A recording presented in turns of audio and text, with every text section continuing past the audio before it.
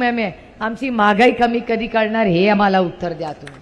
गोष्ट खरी आहे की आज राज्यात सगळ्यात मोठा प्रश्न काय आहे तर तो महागाई आहे।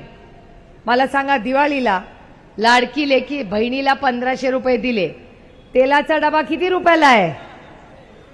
किती? 2200। हा बाबा म्हणते 2400।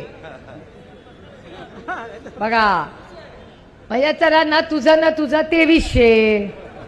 2300 म्हणजे 1500 रुपये दिले आणि तेलाचा डबा दुसऱ्या खर्चातून 2300 रुपये आले। क्या पाया?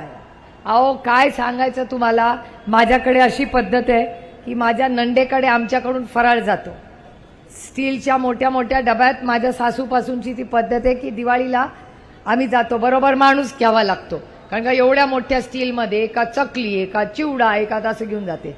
या वर्षी मी नंडेकडे दिवाळीला गेले, माणूसच लागला नाही, कारण का तो एवढा मोठा डबा एवढा झाला होता आणि आधी लाडू एवढे असायचे ते बोरासारखेच वळले होते आम्ही।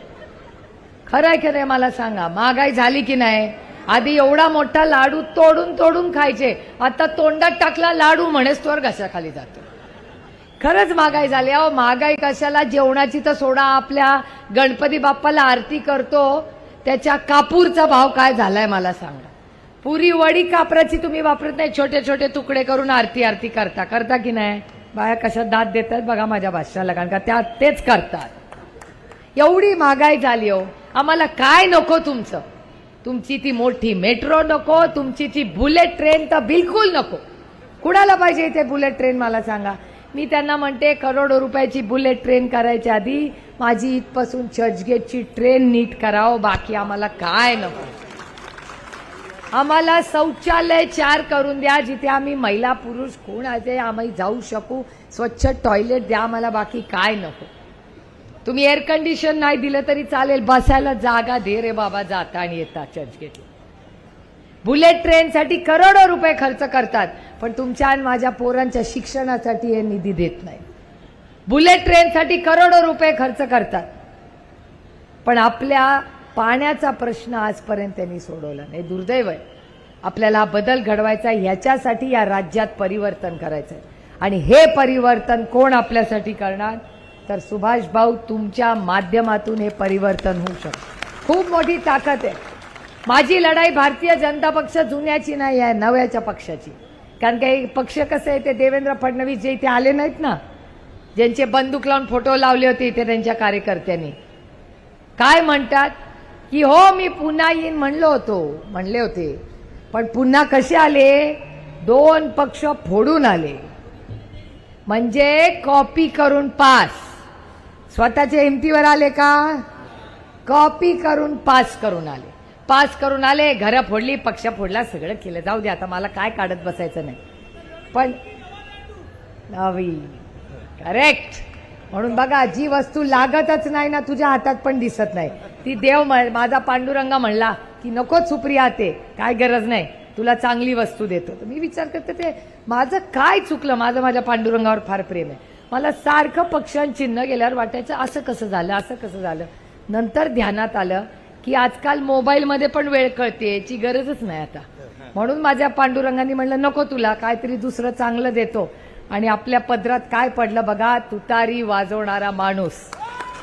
काय रामकृष्ण हरी, हे वामन हरी पेठेचं दुकान आहे ना, हे वामन हरी पेठेचं दुकानाचं जेव्हा उद्घाटन झालं ना, तेव्हा पण तुतारीच वाजली होती। जेव्हा डॉमिनोजचं उद्घाटन होतं ना, तेव्हा पण तुतारीच वाजली होती। जेव्हा जेपी पार्सिक सहकारी बँक ओपनिंग झालं ना, तेव्हा पण तुतारीच वाजली होती। आणि जेव्हा संजीवनीचं दुकान उघडलं होतं तेव्हा पण तुतारीच वाजली होती। आणि जेव्हा छत्रपती शिवाजी महाराजांनी युद्ध पुकारलं तेव्हा ही तुतारीच वाजली होती। हे युद्ध आपलं, हे युद्ध कुणाविरोधात आहे? महागाई, बेरोजगारी। दादा एक मिनिट, मला लवकर जायचं। हे युद्ध कुणाच्या विरोधात आहे? तर हे युद्ध महागाई, बेरोजगारी आणि भ्रष्टाचाराच्या विरोधात आहे। आणि इथे मी बघते सगळे आमची मशाल बसली इकडे, आमच्या मशालवाल्या भगिनी बसल्या आहेत, आमचे भाऊ पण बसले आहेत. त्या दिवशी मला उद्धवजींचं भाषण आठवतं. आपल्या मनातला मुख्यमंत्री म्हणून राज्यांनी त्यांना अगदी केवढं प्रेम दिलं. त्या उद्धवजींनी परवा मुंबईच्या सभेत शब्द दिलाय आपल्याला की तुमच्या सगळ्या ज्या मूलभूत गरजा आहे, आटा, तांदूळ, तेल, 5 वर्ष आपलं सरकार आल्यावर सगळे भाव स्थिर राहतील, आम्ही महागाई वाढू देणार नाही, हा शब्द तुम्हाला देतो. आणखीन एक शब्द देते जो राहुल गांधींनी त्या दिवशी दिला. काँग्रेसचे आमचे भाऊ असतील इकडे आणि भगिनी, राहुलजींनी भाषणात असं सांगितलं की आज नंतर महाराष्ट्रातली आलेली प्रत्येक इन्व्हेस्टमेंट ही महाराष्ट्रातच राहील, ती दुसऱ्या राज्यात आम्ही जाऊ देणार नाही. जे आमच्या पोरांचे दुसऱ्याला द्यायचं आम्हाला दुःख नाही. अरे मेरे बच्चे का भलाओ उसके भी भलाओ. पण जर माझ्या पोराच्या ताटातलं जेवण तुम्ही काढून घेणार असाल तर नाही चालेल.